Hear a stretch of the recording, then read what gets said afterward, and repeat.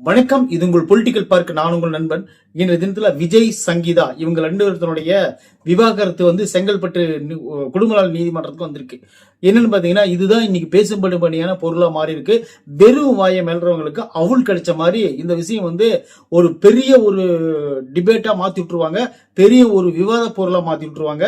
இதெல்லாம் உண்மை நிலவரம் என்ன அப்படின்னு தெரியாம சில பேர் இந்த மாதிரி எல்லாம் பேசுவாங்க. சரி, ஓகே, இது என்னதான் நடந்துச்சு அப்படின்னு சொல்லிட்டு ஒரு சின்ன டீகோட்டிங்க அந்த வீடியோவை நம்ம பார்த்துருவோம். ஃபர்ஸ்ட் பாத்தீங்கன்னா, விஜய் சாருக்கும் சங்கீதா அவர்களுக்கும் இருவரும் கல்யாணம் பண்ணது லவ் பண்ணி தான் கல்யாணம் பண்ணாங்க. தன்னோட ரசிகையை தான் விஜய் சார் கல்யாணம் பண்ணிக்கிட்டாரு அப்படிங்கிறது உங்களுக்கு எல்லாத்துக்குமே தெரியும். 1998 இங்கிலாந்துல இந்த கல்யாணம் நடந்துச்சு அப்படின்னு பேசப்படுது. 1999 தமிழ்நாட்டுல இந்து முறைப்படி கல்யாணம் பண்ணிக்கிட்டாங்க அப்படின்னு சொல்லி நம்ம பார்க்கப்படுது. இவங்களுக்குள்ள சந்தோஷமா தொடங்கப்பட்ட அந்த வாழ்க்கை நாளடைவில் சங்கீதா அவர்களால சந்தேகம் அப்படிங்கிற பேர் வழியில அவங்க தொடர்ந்து வந்துட்டு இருக்காங்க. அதுக்கப்புறம் பாத்தீங்கன்னா 2021 ரெண்டு பேருமே பிரிஞ்சு போயிடுறாங்க. பிரிஞ்சு போனதுக்கு அப்புறம் இப்ப என்ன ஆகுதுன்னு பாத்தீங்கன்னா, அந்த பையன் அப்பா கூட இருந்துடுறாரு, பொண்ணு அம்மா கூட போயிடுறாங்க. இதுதான் நடந்துட்டு இருக்கிற ஒரு சூழ்நிலை. சரி, அங்க இருந்துகிட்டு இவங்க என்ன பண்றாங்கன்னு பாத்தீங்கன்னா, சரி ஓகே, பிரிஞ்சுதான் இருக்கோம், என்னைக்காவது ஒரு நாளைக்கு சேர்ந்துருவோம் அப்படிங்கிற ஒரு நம்பிக்கையில தளபதி அவர்கள் வெயிட் பண்ணிட்டு இருக்கிற இந்த சூழல்ல இது என்ன மாதிரி முக்கியமான ஒரு நிகழ்ச்சி, இப்ப என்ன மாதிரி முக்கியமான ஒரு கட்டம் ஓடிட்டு இருக்குன்னு உங்களுக்கு எல்லாத்துக்குமே தமிழ்நாட்டுல எல்லாத்துக்கும் தெரியும். தளபதிக்கு எந்த பக்கம் திரும்பினாலும் அந்த பக்கம் எல்லா பக்கம் அடி கொடுக்கறதுக்கு தயாரா இருக்கிறாங்க. எதிர்கட்சி முதல் கொண்டு எல்லாருமே சரி, தமிழ்நாட்டுல எல்லா வாய்களும் விஜய் சாரை ஊடகம் சரி, மற்றபடி இந்த பொது இடத்துல பேசுறவங்களும் சரி, அடுத்து அரசியல் இருக்கிறவங்களும் சரி, எல்லாருமே இன்னைக்கு கும்பலா டார்கெட் பண்றது யாருன்னு பாத்தீங்கன்னா விஜய் அப்படிங்கிற ஒரே ஒரு நபரை தான். அதுக்கு காரணம் என்னன்னா, அவர் கட்சி தொடங்கப்பட்டதுதான் முக்கியமான காரணம். அவர் சினிமா வேண்டாம், எனக்கு இனிமேல் கட்சி மட்டும்தான் ஒரே எண்ணம் அப்படின்னு சொல்லிட்டு உள்ள வந்தார் பாத்தீங்களா, அன்னைக்கு பிடிச்சது அவருக்கு. இன்னைக்கு வரைக்கும் இந்த விவாகரத்து நிகழ்ச்சி வரைக்கும் இது தொடர்ந்து போயிட்டே இருக்கு அப்படிங்கறதா ஒரு உண்மை. சரி ஓகே, அது ஒரு பக்கம் இருக்கட்டும். சரி ஓகே, இவங்களுக்குள்ள இந்த சந்தேகம் அப்படிங்கிற ஒரு எண்ணம் பாத்தீங்களா, இது 2021 பலமா ஆயிருக்கு. அதுக்கு காரணம் என்னன்னு பாத்தீங்கன்னா, விஜய் சாருக்கும் ஒரு நடிகையோட தொடர்பு இருந்துச்சு அப்படின்னு சொல்லிட்டு சங்கீதா அவர்கள் சொல்லியிருக்கிறதாக அந்த எஃப்ஐஆர்ல இருக்கிறதா, அந்த கேஸ் கொடுத்தா அந்த நோட்டீஸ்ல இருக்கிறதா அப்படின்னு சொல்லிட்டு அவங்க சொல்றாங்க. எஃப்ஐஆர் கிடையாது, அந்த டிவோர்ஸ் பேப்பர்ல இருக்கிறதா சொல்லியிருக்கிறாங்க. சரி ஓகே, இவங்க எதுக்கு அந்த டைம்ல கேஸ் போட்டாங்க அப்படின்னு சொல்லிட்டு சில பேர் யோசிப்பாங்க. என்னடா அது, இன்னும் எலெக்ஷனுக்கு இன்னும் 2 மாசம் தான் இருக்கு, அதுக்குள்ள இந்த அம்மா ஏன் கேஸ் போடுறாங்க அப்படின்னு சொல்லிட்டு நீங்க எல்லாம் யோசிப்பீங்க. உங்க யூகம் கரெக்ட் தான். ஏன்னு கேட்டீங்கன்னா, அதாவது இது இந்த 5 வருஷமா பிரிஞ்சுதான் இருக்காங்க.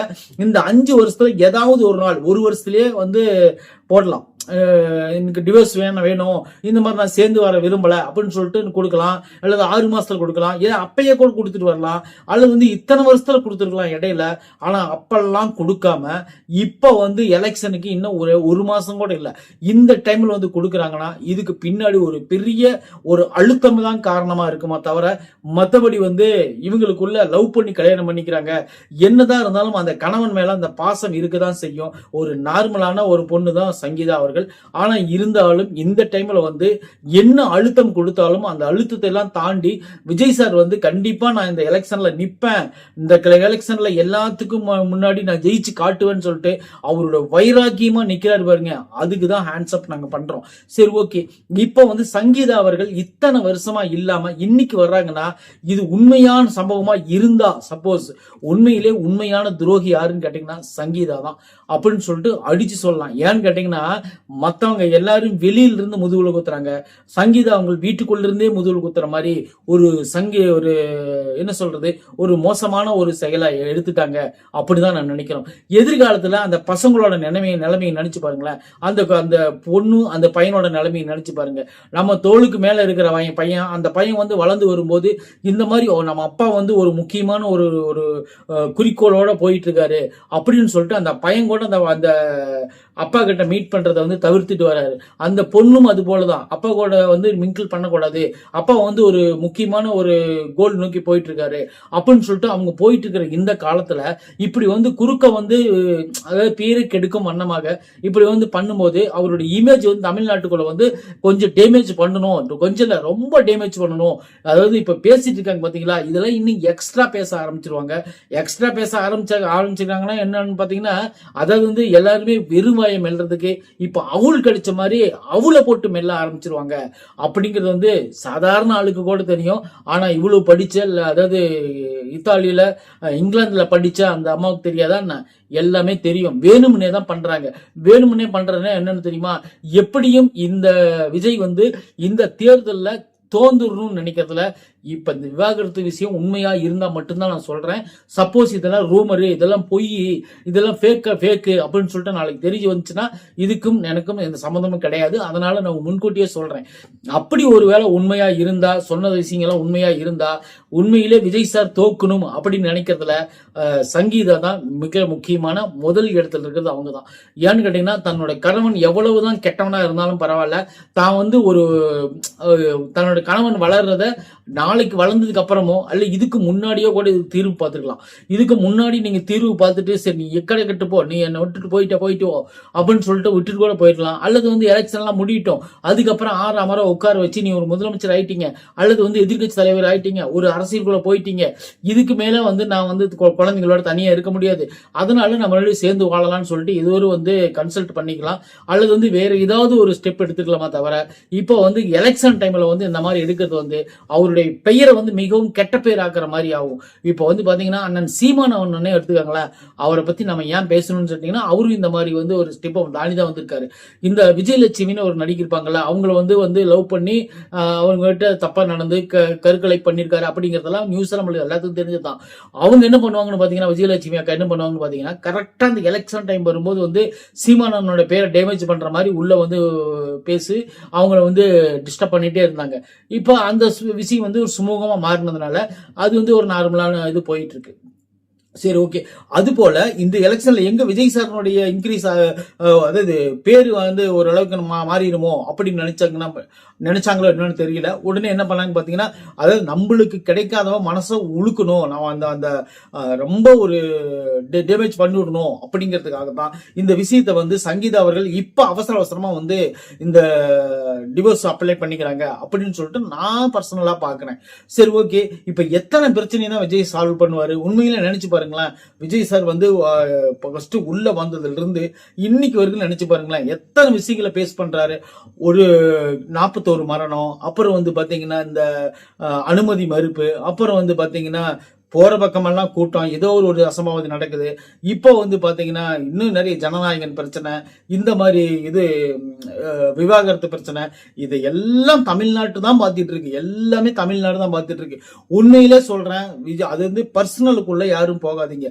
விஜய் சாருக்கும் அவங்க மனைவிக்கு இருக்கிற அவங்க பர்சனல் பிரச்சனை அவங்க பேசிக்குவாங்க, அவங்க தீர்த்துக்குவாங்க. ஆனா தொண்டர்களாகிய நாம தான் என்னைக்கும் விஜய் சாரை வந்து நம்ம வந்து உண்மையிலே நம்ம நேசிக்கிறோம் அப்படின்னு நினைச்சீங்கன்னா அவருக்கு வந்து நீங்க உறுதுணையா இருக்கணும் அப்படின்னு சொல்லிதான் நான் இந்த இடத்துல சொல்றேன். ஏன்னு கேட்டீங்கன்னா, எல்லாரும் சேர்ந்து ஒரு மனுஷனை அமுக்கும் போது அந்த மனுஷன் வந்து பாவம் மட்டும் கிடையாது, அந்த மனுஷன் அப்படி பண்றது அது மாபெரும் தப்பு. இந்த இடத்துல வந்து எல்லாருமே எதிரிகளா மாறி முதுகுல குத்திட்டு இருக்கிற இந்த காலத்துல, இந்த நேரத்துல, இந்த களத்துல இன்னைக்கு வந்து சொந்த பொண்டாட்டியே முதுகுல வந்து குத்தும் போது தான் அது வலி இன்னும் அதிகமா இருக்கும் அப்படின்னு நான் நினைக்கிறேன். ஏன்னா மத்தவங்க எல்லாம் குத்துறதெல்லாம் என்ன சொல்றதுன்னு பாத்தீங்கன்னா வெறும் கத்தியால தான் குத்துவாங்க, ஆனா கூட இருந்து குத்துறவங்க தான் கத்தியில விஷத்தை தடவி குத்துவாங்க அப்படின்னு ஒரு பழமொழி இருக்கு. அது போல இப்ப என்னன்னு பாத்தீங்கன்னா, இந்த விஷத்தை தடவி குத்துற ஐடியா தான் வந்து அந்நியர் சங்கீதா அவர்கள் எடுத்திருக்கிறாங்க அப்படின்னு நான் நினைக்கிறேன். இதே பிரச்சனை தான் எம்ஜிஆருக்கும் வந்துச்சு. இப்ப என்ன நடக்குது பாத்தீங்களா, தளபதிக்கு நடக்குது பாத்தீங்களா, இதே பிரச்சனை சேம் பிரச்சனை எம்ஜிஆருக்கு நடந்துச்சு அப்படின்னு சொன்னா நீங்க நம்புவீங்களா? நம்பிதான் ஆகணும். அப்போ வந்து ஜானகி அம்மாளுக்கும் எம்ஜிஆருக்கும் கல்யாணம் ஆயிருச்சு. எம்ஜிஆர் சார் வந்து இவங்க மேல ஜெயலலிதா மேல ஒரு நட்பு ரீதியா ஒரு பாசம் வச்சிருந்தாரு. அந்த பாசத்தை எல்லாருமே கேவலம் பேசுனாங்க. அம்மையார் ஜெயலலிதா ஜானகி அம்மா கூட அந்த ஒரு கட்டத்துல அதை நம்பிட்டாங்க. இன்னொரு விஷயம் பாத்தீங்கன்னா, அப்ப எத்தனை அவதூறுகள் பரப்பி இருப்பாங்கன்னு நீங்க நினைச்சு பாருங்களேன். கிட்டத்தட்ட எம்ஜிஆருடைய லைஃப் தான் இப்ப விஜய் சாருக்கும் நடந்துட்டு இருக்கு அப்படிங்கிறதுல எந்த மாற்று கருத்தும் கிடையாது. அந்த 77 நடந்த ஒரு புரட்சி 2026 நடந்துருச்சுன்னு வச்சுக்கோங்களேன். உண்மையிலே சொல்றேன், செம்மையா இருக்கும். உண்மையிலே விஜய் சார் இத்தனை பிரச்சனையும் தாண்டி அவர் ஜெயிச்சுட்டாருன்னு வச்சுக்கோங்களேன். உண்மையிலே சொல்றேன், விஜய் சார் தான் நம்பர் 1 பொலிட்டிஷியன் அப்படின்னு சொல்லலாம். நிஜமா சொல்றேன். அதாவது வந்து என்னன்னா, ஒரு மனுஷன் வந்து கொஞ்சம் டேமேஜ், அதாவது கொஞ்சம் மனம் சோர்ந்து இருக்கும் போது, அதாவது நம்மள மாதிரி தளபதி ரசிகர்கள் தான் அவரை வந்து ஒரு மென்மேலும் ஓரளவுக்கு உற்சாகப்படுத்தணுமா தவிர, நம்மளே அவர் வந்து மட்டம் தட்டுற மாதிரி பேசக்கூடிய வீடியோக்களை யாரும் பகிர வேண்டாம் அப்படின்னு தான் நான் சொல்றேன். சரி, ஓகே. இந்த விவாகரத்து நிகழ்ச்சி அப்படிங்கிறது வந்து அவங்க சொந்த குடும்பத்தினுடைய பிரச்சனை. அவங்க குடும்பத்துல அவங்க மகள், மகன், மனைவி, அவரு எல்லாம் பேசி தீர்த்துக்குவாங்க. இவர் வந்து ஒரு அரசியலுக்கு வந்தனால இது பொதுவா எடுத்து பேசிட்டு இருக்காங்களே தவிர, மத்தபடி நாளைக்கு அவங்க இந்த டிவோர்ஸே வேண்டாம், நான் சேர்ந்து வாழ்றேன்னு சொல்றதுக்கு கூட வாய்ப்பு இருக்கு. இதெல்லாம் தாண்டி விஜய் சார் வந்து இந்த 2026 முதலமைச்சர் ஆயிட்டாருன்னா, உண்மையிலே சொல்றேன், இது பெரிய சாதனை. இது வரலும் வாழ்க்கையில யாருமே நிகழ்த்த முடியாத ஒரு சாதனைய விஜய் சார் நிகழ்த்திட்டாருன்னே நம்ம சொல்லலாம். அதுக்கு நம்ம தவிக்க தொண்டர்களாகிய நாமளும் ரசிகர்களும் அவருக்கு உறுதுணையா என்னைக்கும் நிற்போம் அப்படின்னு மட்டும். இந்த அவருக்கு என்ன பிரச்சனை வரட்டும், என்ன வேணாலும் பண்ணிட்டோம், அதை பத்தி கவலை இல்லை. அவர் தளபதி, அவ்வளவுதான். அந்த பிராண்ட் அவ்வளவுதான். அதை மட்டும் மனசுல வச்சுக்கிட்டு நீங்க வேலை பாருங்க. நன்றி, வணக்கம்.